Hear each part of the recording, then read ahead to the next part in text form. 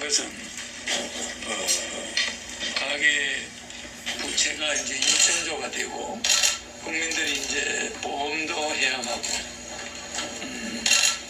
안보험도 해야 하고 또 여러 가지 마이너스 통장 또 주택담보대출 또 여러 가지 신용대출 이런 걸로 해서 국민들이 금년 연말 이번 추석에는 상당히 어려움에 직면해 있습니다. 알게 모르게 또 직장도 없이 있는 사람들이 많이 있습니다. 또 우리의 젊은이들이 부채에 시달리다가 코인이나 이런 데 시달리다가 고향도 못 가고 부모님한테 찾아가지도 못하고 가족끼리 만나지도 못하는 젊은이가 상당히 우리가 알지 못하는 것보다 많습니다.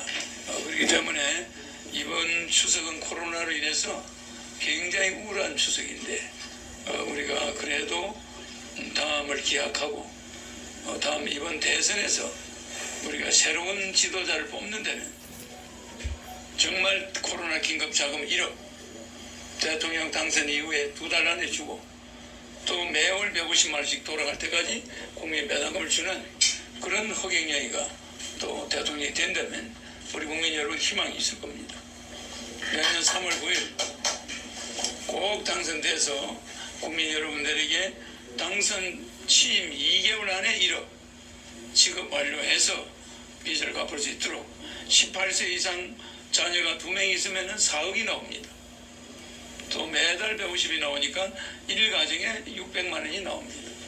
모든 우리 국민이 중산층으로 살아갈 수 있는 날이 이번 대통령 선거에 의해서 결정된다는 것. 우리 국민들이 그것을 명심하시고 이번 추석을 좀 고통스럽더라도 잘 지내시기 바랍니다. 감사합니다. 입니다. 이번이 하나 어제 더불어민주당 정세균 예비후보가 사퇴를 했습니다. 예. 앞으로 그 정세가 어떻게 될 것 같은지 한번 예측해 보신 적 있으십니까? 예. 정세균 예비후보가 사퇴를 하거나 민주당의 일반 그 예비 후보들은 나중에 결국 누군가를 지지하겠죠.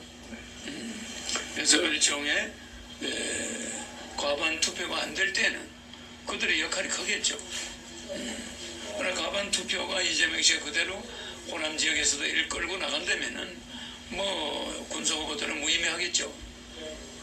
그래서 결선 투표가 있을 경우에는 군소 후보들이 필요하지만 민주당에 결선 투표가 지금으로 봐서는 좀 어렵지 않겠습니까? 그들은 결선 투표가 있을 걸로 보고 있지만 어쨌든 민주당 후보가 누가 됐든 또 국민의힘에 누가 됐든 우리 여러분들의 근본적인 부채는 나는 그냥 여러분을 5천만 명을 747에 태워서 미국까지 가는데 다른 후보들은 쪽 빼다 실어가지고 미국까지 가겠다는 거예요. 몇 명씩 그러니까 그들이 준다는 건 한 달에 4만 원 주겠다 2만 원 주겠다 기본소득. 그런데 1억을 갚아준다는 사람이 있습니까? 어떤 대통령이 총대를 매야 돼요. 박 대통령이 사체 동결할 때 보면은 총대를 맸잖아. 역사가 나를 심판해라. 내보고 지금 도둑놈이라도 좋다. 나는 국민들의 있는 사람들 걸 우선에 뺏어서라도 국민 빚을 다 없애버리겠다. 그 8.3 사체 동결 조치했죠. 그 대통령이 긴급재정명령권을 박 대통령이 9번 썼는데 그중에 한 번이 경제명령이에요. 사체 동결. 이승만 대통령 전쟁 중이가 15번 76조 1항의 긴급대통령 재정명령권을 썼어요. 김영삼 대통령 한 번 썼어요. 나는 취임하자마자 연달아 2번을 씁니다. 첫째 취임하는 당일날 첫 번째 결제가 국민 1인당 1억 주는 거. 채권 2천조 발행. 대통령이 사인하고 국가가 보증 서고 한국은행이 발행합니다. 모든 시중은행에 지시해서 여러분의 통장에 1억씩이 들어가요. 18세부터 1억. 그러니까 18세짜리가 서희 있으면 5억이 들어와요. 부인, 남편, 서희. 그러니까 이건 국민들이 절호의 빚을 갚을 수 있는 기회예요. 그러니까 내년 3월 9일 날 대통령이 되면 5월 달에 대통령을 취임해요. 그러니까 5월까지만 기다리시면 여러분들은 돈 빚에 시달리는 사람들 해방될 수가 있어요. 그러나 지금 정치인들 가지고 그게 됩니까? 절대 앞으로 5년간 또 싸움합니다. 권력싸움. 국민들은 죽든 말든 거기에 대해서는 고고 쪽 빼다 실어가 미국까지 우리를 데려갈 수 있습니까? 풍당 만나서 다 죽어요. 이 목마른 국민들한테 1억씩 2억씩 전세 보조금 다 날리고 권리금 다 날리고 장사하다가 코로나 때문에 쩔쩔매는 사람한테 100만원 200만원 그거 주면은 그 사람들이 그 집세 됩니까? 그동안에 권리금 날라간 거 몇억 집세 적자 본 거 임금 적자 보고 지불한 거 그리고 빚 밀려 있는 거 아주 그렇게 상태입니다. 생활비 가져갈 돈도 없는데 은행에서는 또 이자 내라고 그래. 그러니까 이런 영세 소상공인이 600만 명. 그러니까 이건 상상도 못하는 지금 어려움이 있는데 다 말은 안 하고 있지만 그냥 조용히 자살해버려요.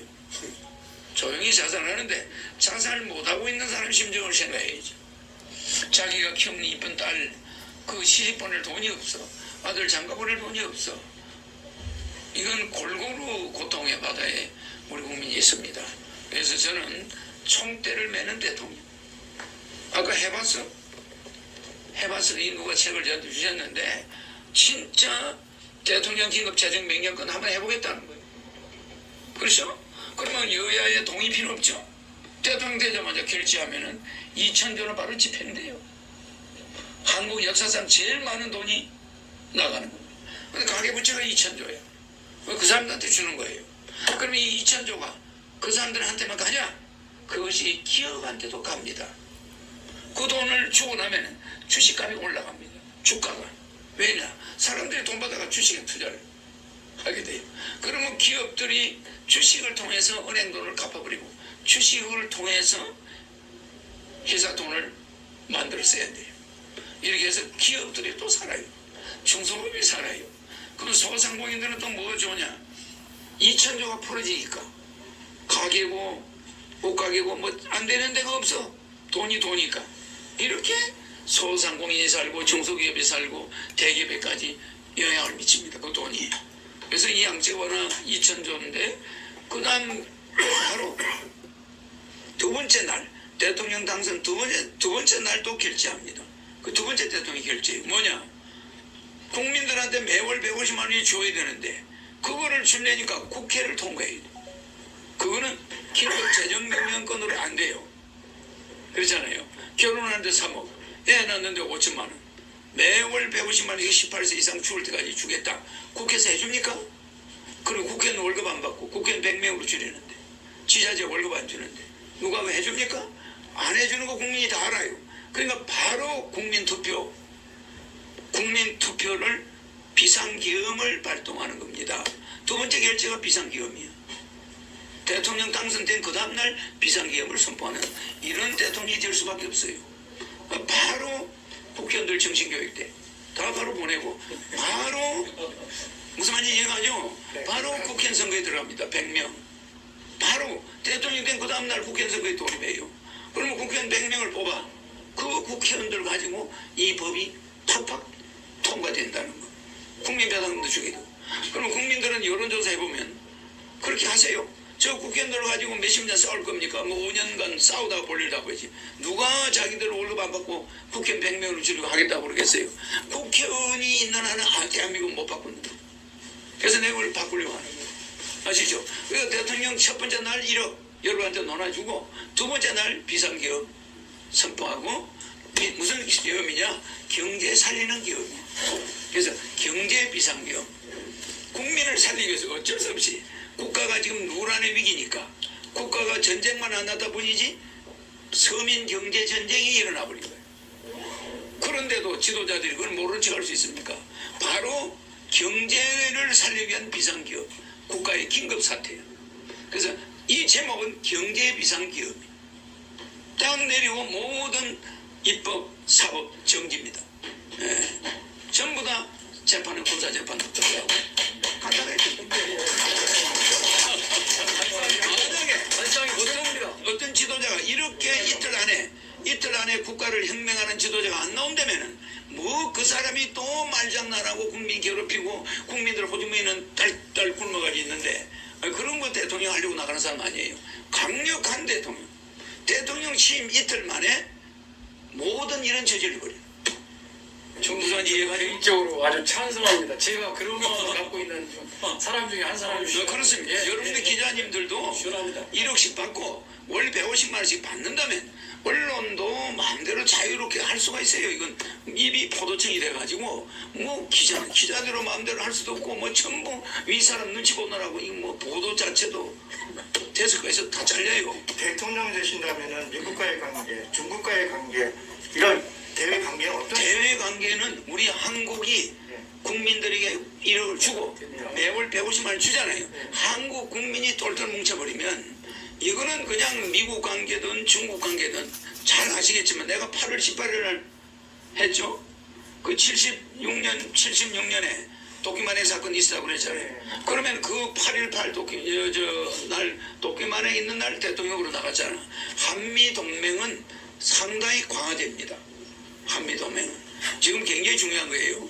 미국의 우리 동맹관계는 아주 강력하게 하고 다자 외교, 중국과 북한이나 외국의 모든 다자 외교를 통해서 다자 안보를 실현해야 돼. 미국 하나만 매달려도 안 돼요. 미국은 군사 문제로 우리가 군사를 모병제로 우리가 데려와 있는 거예요. 그래서 저거는 용병입니다. 우리가 그만한 군사비를 지불하는 조건으로 군대가 와 있는 거예요. 그럼 아프가니스탄에 오려면 미국에 돈을 주지 않고 공짜로 미군이 가 있었어요. 그래서 아프가니스탄에서 20년간 미국이 쓴 돈이 2,000조야. 1년에 100조씩 들어갔습니다. 그 미국이 1년에 100조씩을 그 나라가 부탁해 지불했는데 그 나라 그런 돈이 없어.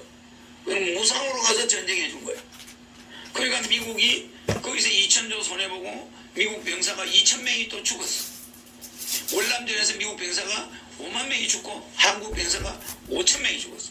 근데 월남 정부는 미국에 돈 10원도 준 게 없어. 근데 우리 정부는 미국에 연간 몇 조를 줍니다. 이 뭐야? 모병, 용병입니다. 그래서 우리는 아프가니스탄이나 월남처럼 미군이 마음대로 갈 수가 없어요. 미군이 가면 영국 군대를 우리가 용병해 와요. 미군이 가버리면 영국 군대를 빨리 용병을 해요. 돈만 주면 오겠다는 군대 있으니까. 그렇지 않습니까? 뭐 우리가 미국이 만약에 철수를 한다면 바로 즉시 유엔군을 우리가 용병해 와야 되죠. 그렇기 때문에 우리나라 군대는 우리가 경제력만 있으면 언제든지 안보는 걱정이 없어요.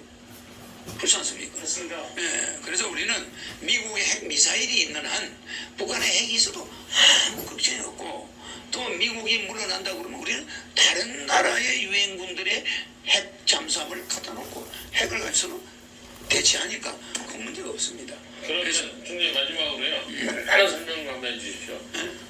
지금 대선에 계속 몇 번째 나오셨는데 이번에 대선에서 탈락을 하신다면 예를 들어 그런 거는 있을 수가 없어요. 이번 대선에서 탈락한다는 이런 말도 모릅니다.